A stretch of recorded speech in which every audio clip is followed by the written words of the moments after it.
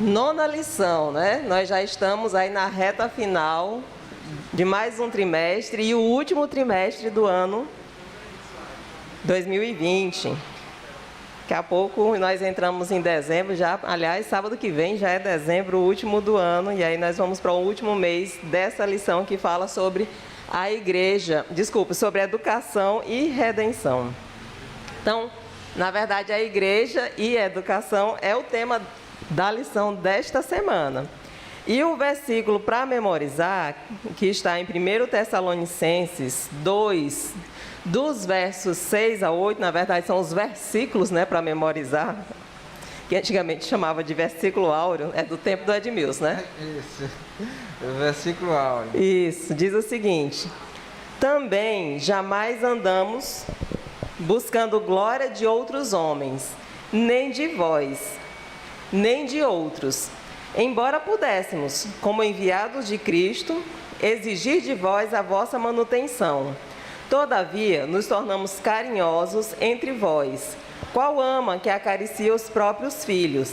Assim, querendo-vos muito, estávamos prontos a oferecer-vos não somente o Evangelho de Deus, mas igualmente a própria vida. Por isso que vos tornaste muito amado de nós. Então, Edmilson, a gente vê aqui esse trecho bem grande, e aqui quem está falando é Paulo, Silvano e Timóteo, na carta ali para os Tessalonicenses, né? Para quem, na verdade, eles estão se dirigindo ali em Tessalônica? Para quem que foi escrito isso aqui? Na realidade, Marlete, eles estão escrevendo a igreja de Tessalônica, né? Então, estão escrevendo a igreja, só que, como nós sabemos que a igreja já de Tessalônica não existe mais, e a Bíblia ela tem um alcance universal, então essa mensagem ela é escrita para nós. Essa mensagem é escrita para nós.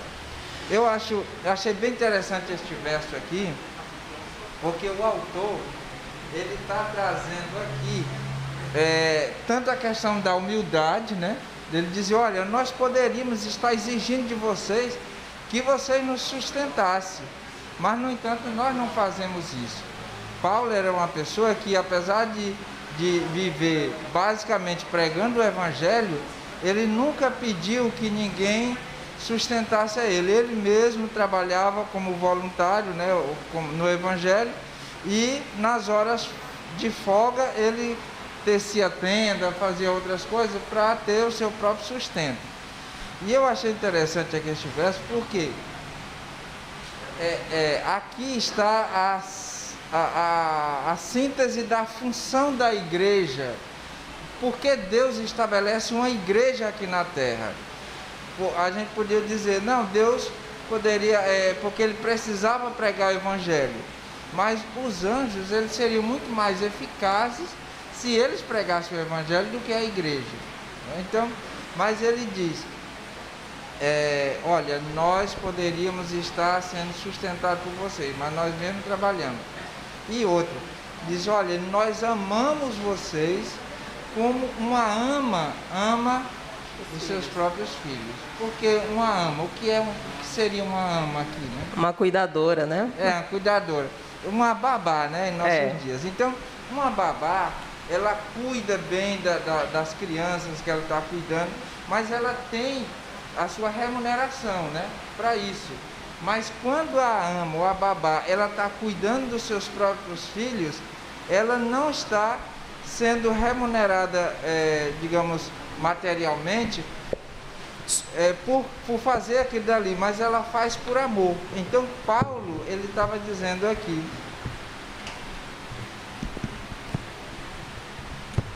alô, som, esse está melhor.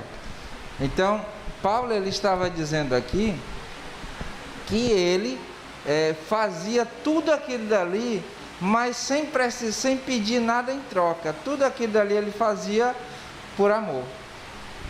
Pois é, e aí eu ia até perguntar, né? Aqui você comentou que o destino aqui da carta é especificamente a igreja de Tessalônica, como você comentou. Talvez alguns não tenham escutado bem porque o microfone estava ruim, mas a gente já substituiu aqui. E aí também até comentou um pouco, mas a minha pergunta é um pouco mais direcionada. Eu queria saber assim, então, qual é a importância da igreja para a educação? Qual é o papel da igreja na educação? Cristã, no caso, certo, né? A igreja, ela tinha na época e tem hoje esse papel fundamental. Eu estava frisando aqui porque Deus estabeleceu uma igreja, né, aqui na terra. A pregação do evangelho, mas também essa responsabilidade de passar uma educação. Nós vimos aí na lição passada que a igreja, a Bíblia, ela não entra em choque com a ciência. E a Bíblia, ela tem um leque de vamos dizer assim, de conhecimentos, né, em várias áreas, da geografia, da história, de todas as áreas. Então, a igreja, ela tinha esse papel de passar a verdadeira educação para aqueles que estavam chegando à igreja. E hoje ela tem também essa responsabilidade, né, de passar a educação verdadeira para as pessoas que nos circundam. É verdade, porque quando a gente se batiza, quando a gente chega na igreja, a gente não tem todo o conhecimento pleno. Na verdade, a gente nunca tem, mas vai obtendo através dos ensinamentos que são repassados na igreja, né? Exatamente. Muito bem. Então, passando aqui para a parte de domingo, que fala sobre a verdadeira educação cristã, eu achei bem interessante essa ilustração que é trazida aqui no início do Rabino, que estava falando ali aos seus jovens, e ele observou eles assim meio sonolentos, e ele fez uma pergunta que eu achei bem interessante, né? Ele perguntou, como que a gente sabe quando a noite termina e quando o dia começa? Certo. Aí, calma aí, deixa eu terminar a história aqui, que aí você comenta. Eu sei que Edmilson está empolgado. A Edmilson sempre é empolgada para responder. Eu queria que a igreja pudesse participar, mas ainda não temos esse sistema de captação de som, né? Isso, a gente ainda não conseguiu providenciar um microfone sem fio, né? Já até conseguimos trocar a mesa, estamos com a mesa nova, mas o microfone sem fio, com fé em Deus, logo vai dar certo. Então, os alunos começaram a se aventurar ali a responder a pergunta do Rabino. E o primeiro disse assim, Rabino, seria quando a gente pode diferenciar uma figueira de uma oliveira? Aí ele disse, não. Aí outro falou, seria então quando a gente pode diferenciar a ovelha de um bode? Aí ele, depois de ouvir ali várias respostas, ele soltou a pérola máxima dele, né? Diz assim, que nós conseguimos entender que a noite terminou e que o dia começou quando a gente consegue olhar para alguém desconhecido e sentir que ele é o nosso irmão ou irmã, né? E realmente, aí ele complementa, até esse momento, por mais claro que esteja o dia, ainda é noite. Edmilson, eu não sei de onde esses alunos dele tiraram essas respostas, que eu achei assim bem nada a ver, mas a resposta dele eu achei fenomenal, porque ele mostra o momento em que nos mostramos efetivamente cristãos, que é nesse momento que a gente consegue. Então, o que essa história nos ensina sobre ser verdadeiramente cristão? Quem é o verdadeiro cristão aqui? Olha, como você comentou, também já ia comentar, essa parte aí desse rabino, né, nessa sabedoria dele, que ele diz, né, olha, é quando você, mesmo que sendo o dia ou noite mesmo, não importa a luz física que a gente está vendo, quando você olha para uma pessoa desconhecida e vê no rosto daquela pessoa um irmão. Eu queria, deixa eu ver aqui, Sheila, né, eu vou repassar a sua resposta aqui. O que é que você entende por essa resposta aqui?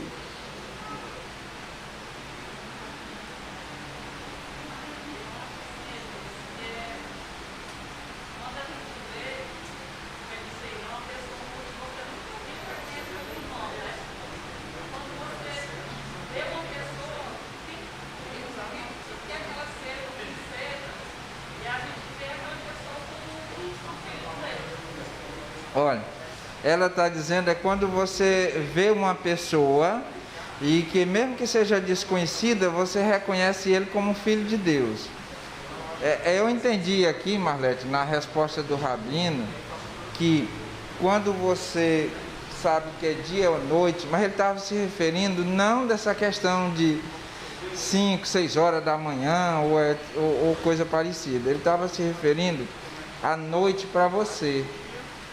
Porque pode ser de dia, digamos que eu hoje estou aqui vendo plenamente, mas eu olho para uma pessoa e não reconheço ele como sendo meu irmão.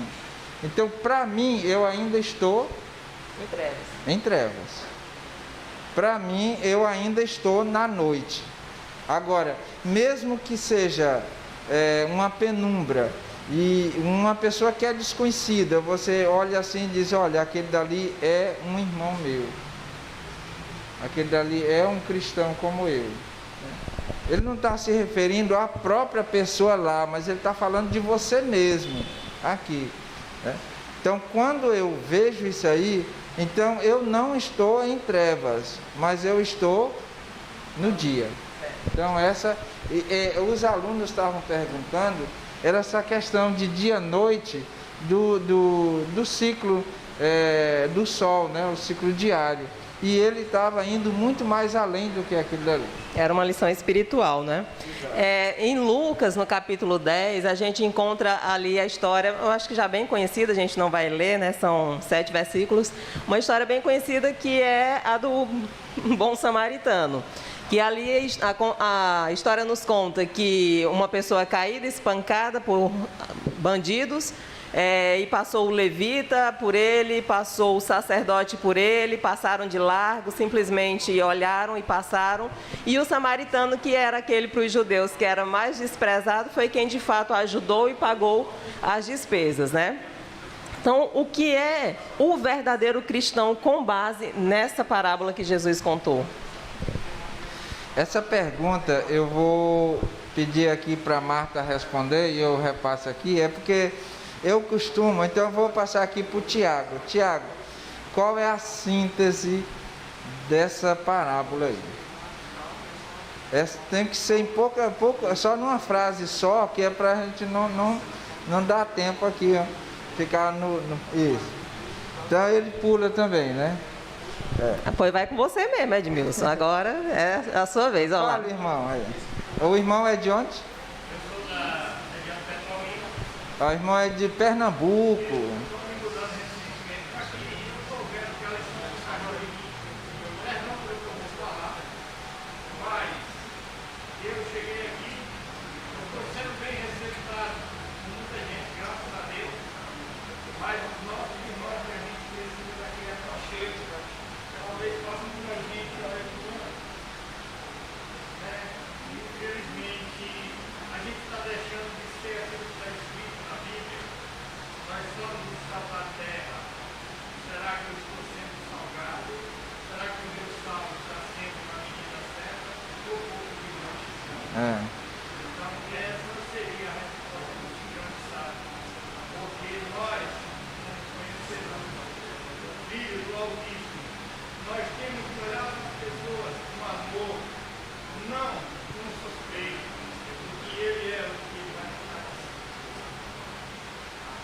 Muito bem.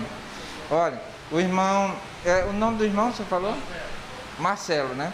O irmão Marcelo estava falando aqui que a síntese da parábola é olhar com as pessoas, olhar para o nosso irmão, olhar para o seu semelhante com amor, né? Não com suspeita ou com preconceitos. Então, Jesus quis mostrar naquela parábola, Marlete, que toda vida tem o seu valor. A gente vê aí que é a história de um samaritano e acredita-se que aquele homem era judeu, né? Dizia um certo homem, vocês conhecem a história. Então, aquele homem ajudou, não, eu vou ajudar porque eu sou samaritano para mostrar que eu sou melhor que o judeu. Ele não ajudou por isso. Ele ajudou porque ele viu naquele homem caído um semelhante a ele. Ele ajudou porque ele viu que aquela pessoa, ela estava precisando de ajuda e que aquela pessoa, ela tinha um valor. E que toda a vida, eu entendo da parábola, é isso. Que toda a vida, independente de de raça, cor, credo ou qualquer outra coisa, ela tem o mesmo valor. Nós estamos vendo agora, na sexta-feira passada, né, foi o dia da consciência negra e muitas manifestações, e isso e aquilo. Então nós estamos vendo aí que para Deus não importa a raça, a cor, ou qualquer distinção de pessoas. Todos temos o mesmo valor. O que Jesus fez na cruz do Calvário pelo judeu, Ele fez pelo grego, fez pelo romano, Ele fez por mim, fez por você também.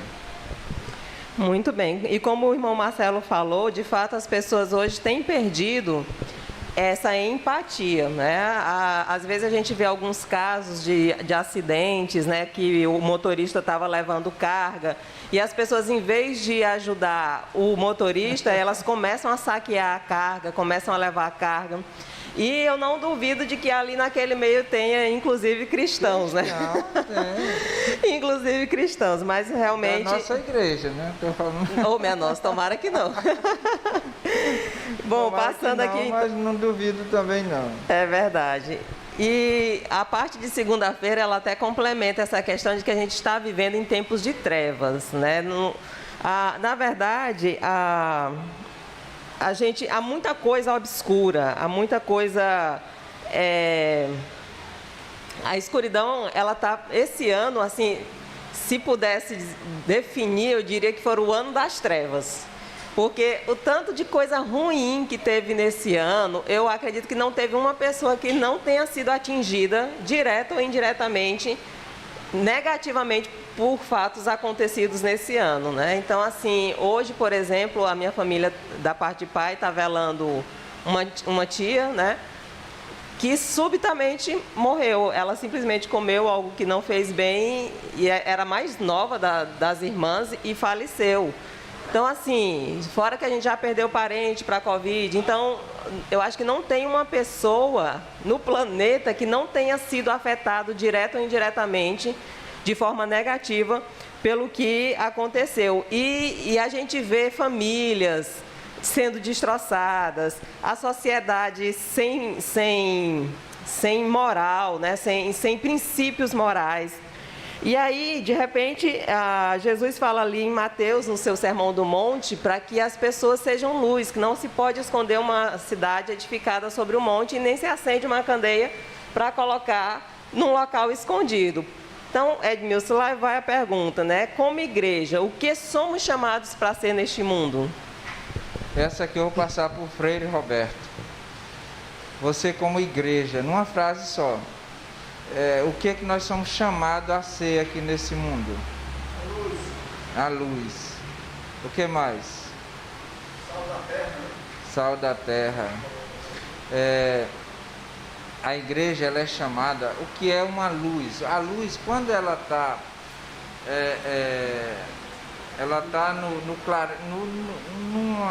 num ambiente de luz superior a ela nem mesmo aparece, né? A prova é que se você for ali fora e olhar para o céu, você não vai ver uma estrela. Elas estão lá, mas você não vai ver. Por quê? Porque tem uma outra maior que está irradiando, né? Então, só que esse mundo, ele está em trevas. E se você é um foco de luz, como disse bem aqui o Roberto, então você é o diferencial. Então Deus, ele chama a igreja para ser diferente, para ser luz. Eu achei interessante, já comentando aqui a parte de sexta, que já sexta já não, geralmente não. Não, mas eu já ia colocar essa história também aqui de Louis Stevenson, né? Então fale aí. Então, Robert Louis Stevenson, ele nasceu em Edimburgo, na Escócia, em 1850. E ele relata que certa noite, enquanto a babá preparava ele para dormir, ele foi até a janela e viu uma cena que ele achou encantadora, né? Tinha um homem ali que estava acendendo as luzes com um lampião a gás, né? um após o outro, o homem acendia. Aí ele se virou para a babá dele, assim, com um encantamento incrível, né? E disse, olha aquele homem, ele está abrindo buracos na escuridão, né? Achei interessante aí, abrindo buraco. Onde tinha escuridão, ele acendia um lampião, aí era como se tivesse um buraco ali na escuridão. Me fez lembrar agora uma situação lá nas Ameixas, né? É porque quando eu era menino, não tinha energia elétrica lá, né? Aí só tinha, todo mundo usava as lamparinas, né? Mas tinha um senhor lá que era de condições, e ele tinha um lampião a gás, né? Então a gente às vezes passava na frente da casa dele à noite para ver o lampião a gás. Era um diferencial muito grande, né? Porque o lampião a gás, ele clareava talvez 100 vezes mais, outra, não sei quanto, o dele pelo menos, de uma lamparina. E a luz era azul, não era como a luz da lamparina que era amarelada, né? Então a gente olhava e ficava maravilhado com aquela luz. E aí o autor não, esse senhor lá, o Steve, ele disse que aquele homem estava abrindo buracos na escuridão. E essa deve ser a função de nós como cristãos. Abrir buraco na escuridão. Aonde você chegar que tiver trevas, você irradiar alguma coisa diferente, que as pessoas ao verem isso aí, digam assim, olha, e ficar admirado com aquilo dali. Assim como a gente ficava admirado de lá, a casa dele, da estrada, né? Rodovia não, da estrada, ficava mais ou menos, talvez 100, 150 metros, uma distância boa, 200 metros, não lembro direito. Eu sei que de lá da estrada a gente viu o lampião lá dentro da casa dele, clareando tudo, e aquela luz irradiava para fora da casa. Era uma coisa assim extraordinária para a época, né? Não sei se alguém já teve a oportunidade de andar assim no interior de noite. E ali nas veredas, né, você vai andando, é só sob a luz da lua, né? Assim, eu lembro disso na minha infância em José de Freitas, quando a gente ia de uma casa para outra à noite, e as casas eram distantes. Então, quando de longe você via aquela luz, você já sabia assim, olha, é ali que está o local que eu quero chegar, é ali que está a minha, vamos dizer assim, a minha salvação, né? É aquela casa ali iluminada. E Deus nos chama para ser luz também, como foi comentado. A verdadeira educação cristã, ela deve ensinar os nossos alunos a serem luz no mundo. Quão diferentes nós temos sido, ou quanto destaque nós temos tido como luz aqui nesse mundo. Se nós estamos vivendo uma vida exatamente igual aos restantes, nós continuamos sendo escuridão. Agora, se nossa luz e nossa presença no meio das trevas é como buracos sendo abertos na escuridão, então nós estamos no caminho certo. Jesus, quando ele esteve aqui, ele disse assim, olha, eu sou a luz do mundo. Ele era a luz do mundo. A Bíblia chama ele também como o sol da justiça. Então, enquanto ele estava aqui, ele era a luz maior que irradiava. Mas aí depois, quando ele saiu, ele vira e diz assim, agora vós sois a luz do mundo. Então é porque quando ele, como o sol da justiça, sai, quando o sol sair daqui, quando hoje no final da tarde que ele se pôr, então aí já tem que caber as outras luzes, né, que vão ter que substituir a luz do sol. Então Jesus um dia se foi, né, lá para o céu, e nós ficamos aqui como outras luzes substitutas para clarear o caminho das pessoas que querem ser conduzidas no caminho correto. Essa é a função da igreja. Muito bem. Faz parte também da educação cristã ser discípulos, né? Devemos viver como discípulos. Um discípulo, ele tanto aprende, boa parte do tempo, mas ele também ensina. Ou seja, não tem sentido o discípulo só aprender e não transmitir aquilo que ele conhece. Ele é um propagador das boas novas, né? E eu queria ler um texto com vocês que está aqui em Lucas, que é a lição de destaque, mas só 2 versículos. Lucas 4, se alguém quiser nos acompanhar na Bíblia. Lucas 4 e os versículos 18 e 19. Lucas 4, versículos 18 e 19. Diz o seguinte: o Espírito do Senhor está sobre mim, pelo que me ungiu para evangelizar os pobres, enviou-me para proclamar libertação aos cativos e restauração da vista aos cegos, para pôr em liberdade os oprimidos e apregoar o ano aceitável do Senhor.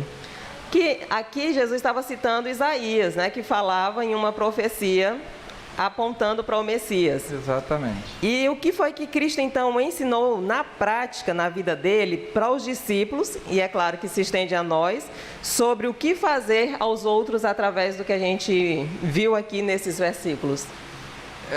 Esse versículo aí, é interessante que quando Jesus começou a ler esse versículo, as pessoas que estavam ali presentes ficaram maravilhadas, né, com a forma como ele falava, como ele transmitia aquela mensagem.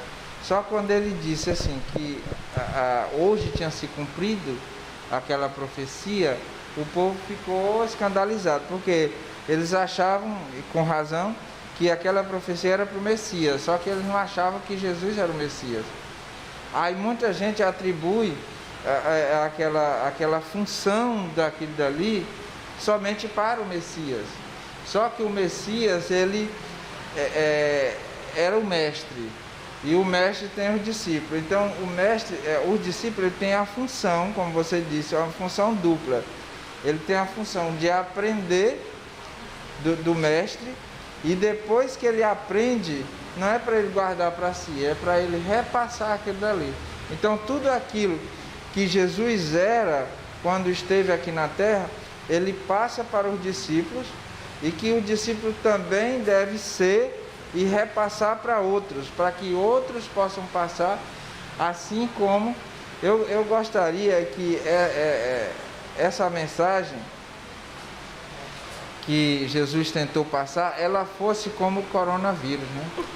Entendi. O coronavírus, uma pessoa pega aquilo dali, passa para outra, e em pouco tempo, uma só pessoa, ele contaminou centenas. Porque dizem, né, eu posso até estar errado, e tem aqui a Cássia que pode puxar minha orelha, que lida muito com isso, que em média uma pessoa passa para 10, e aqueles 10 passa para mais 10, e assim vai indo, um pouco está em 1000, mas por conta de um só, né? Então tinha que ser assim também com esse discipulado, né, de Jesus Cristo. Mas infelizmente o coronavírus tem mais força do que o cristão. Infelizmente. Então, todos que recebem a vida de Cristo são mandados a trabalhar pela salvação dos seus semelhantes. E foi exatamente para essa obra que a igreja foi estabelecida. Esse templo, ele não existe apenas para nós virmos aqui adorar, claro que também para isso. Mas foi para que nós viéssemos aprender como bons discípulos, e como bons discípulos também sairmos daqui, dessas paredes, e vivermos e pregarmos o Evangelho a outras pessoas. Então, a verdadeira educação cristã, ela inclui o senso de missão. Senso de missão, tá certo. Muito bem. Eu gostaria de comentar aqui a parte de quinta-feira, né, sobre compartilhando. Aliás, eu pensei que você estava comentando na quarta. Certo. Então vamos então para quarta-feira, né? Certo. A busca da verdade. Isso. Como é que você encara essa questão da busca da verdade, Marlene? O interessante aqui, esses versículos que a lição trouxe, por exemplo, Mateus 7,7, ele diz assim, que se você buscar, você vai achar. E depois, lá em João, ele diz que a verdade é uma pessoa, a verdade é Jesus, né? Então, assim, o que é a verdade? A própria Bíblia responde. Jesus diz, eu sou o caminho, a verdade e a vida. Ninguém vem ao Pai senão por mim.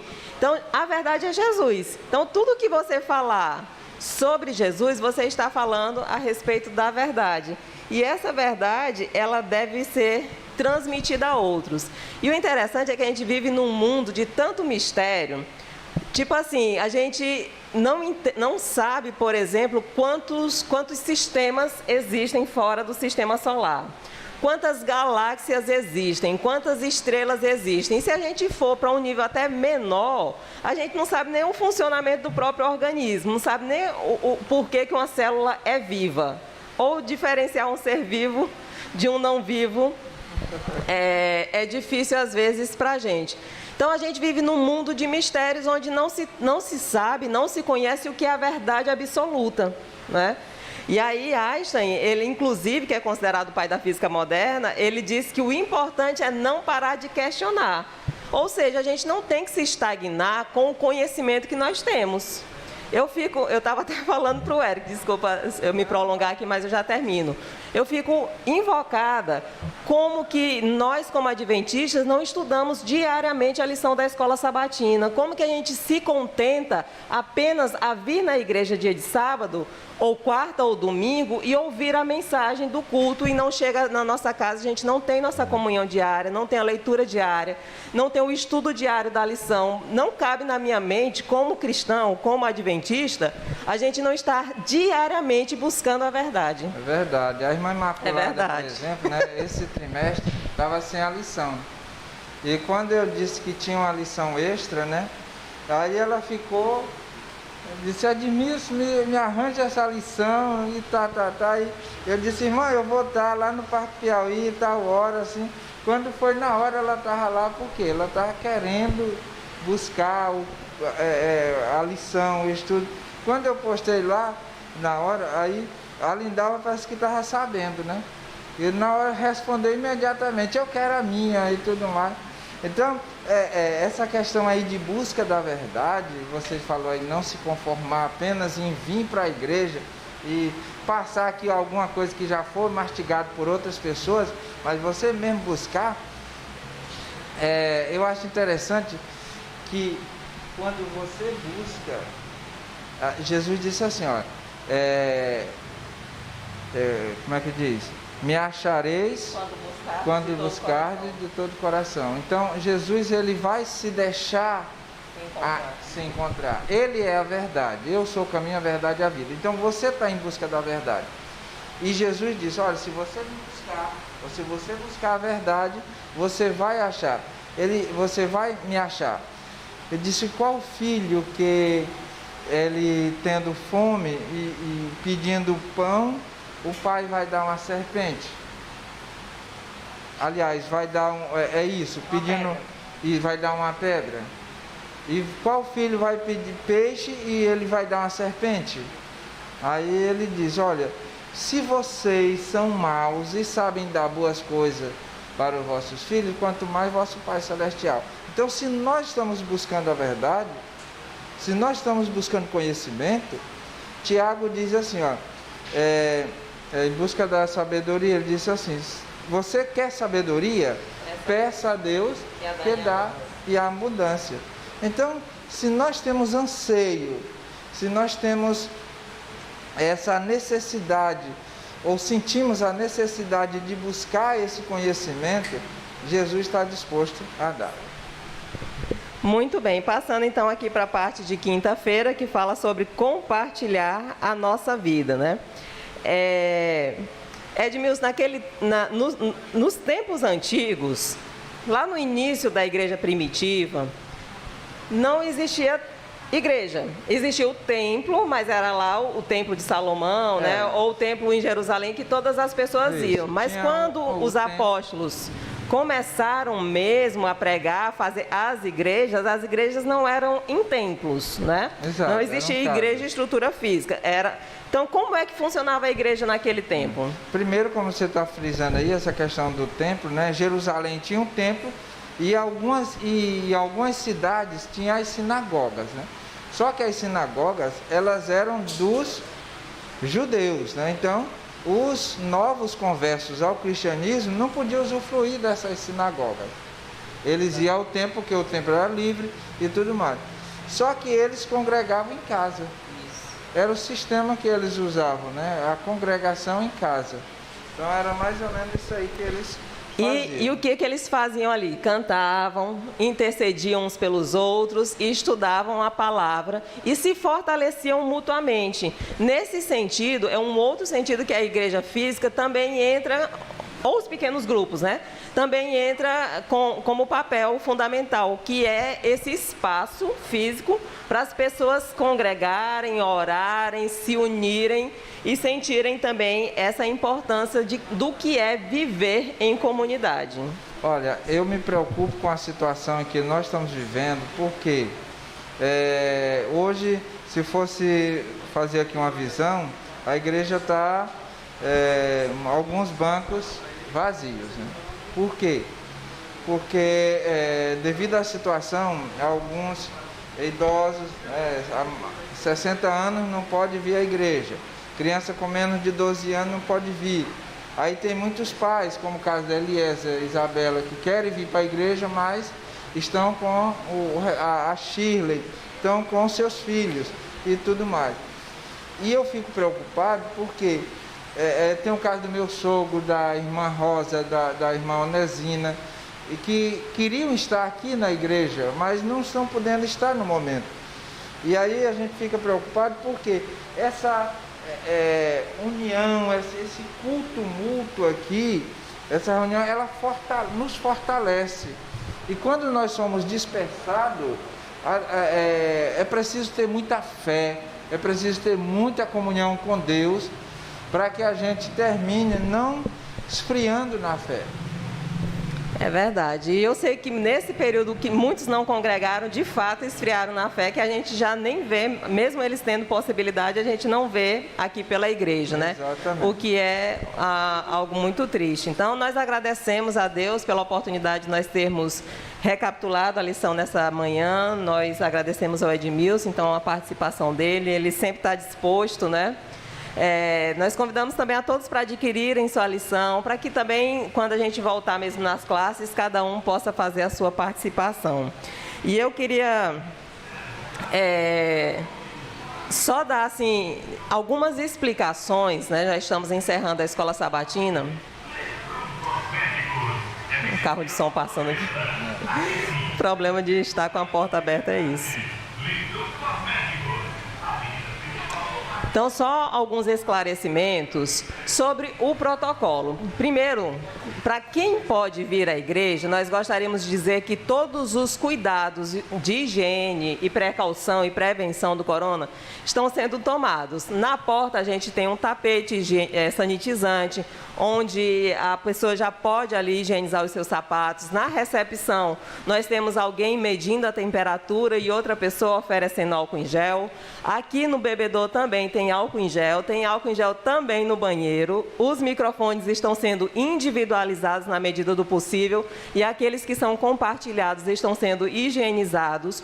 Os bancos estão divididos por seções para famílias sentarem juntas ou para pessoas que vêm sozinhas também manterem o distanciamento social. Álcool em gel aqui na frente. Enfim, as máscaras também, inclusive, para quem às vezes chega despercebido sem máscara, a gente tem máscara também para oferecer às pessoas. Então, todos os cuidados que nós podemos tomar, nós temos tomado. E ainda tem aquele que é o pior de todos, que é, infelizmente, não poder abraçar aqui ou abrigar aqui também aqueles irmãos que estão dentro dos grupos de risco, né? Como você comentou, nós não podemos ainda estar aqui conosco alguns irmãos que têm acima de 65 anos, 60 anos, e as crianças que têm idade abaixo de 12 anos. É o protocolo, infelizmente não é da nossa vontade, é uma tristeza enorme para nós não ver as crianças vindo aqui assistir a adoração infantil. Mas temos que cumprir, como cristãos, como pessoas cumpridoras da lei, nós temos que cumprir, né? Mas cremos em Deus que muito em breve tudo isso vai passar e a gente vai poder ter o irmão Ribamar aqui, o irmão Bernardo, vamos poder abraçar as crianças vão estar todas aqui também com a gente, mas nesse momento nós pedimos a compreensão de todos. Não fiquem chateados com ninguém da direção, não é uma regra nossa, nós apenas estamos cumprindo uma regra que nos foi imposta, né? Mas o que nós pudermos fazer para que todos os nossos irmãos estejam bem e protegidos como igreja, é nosso papel cumprir e fazer, tá? Que Deus abençoe a todos.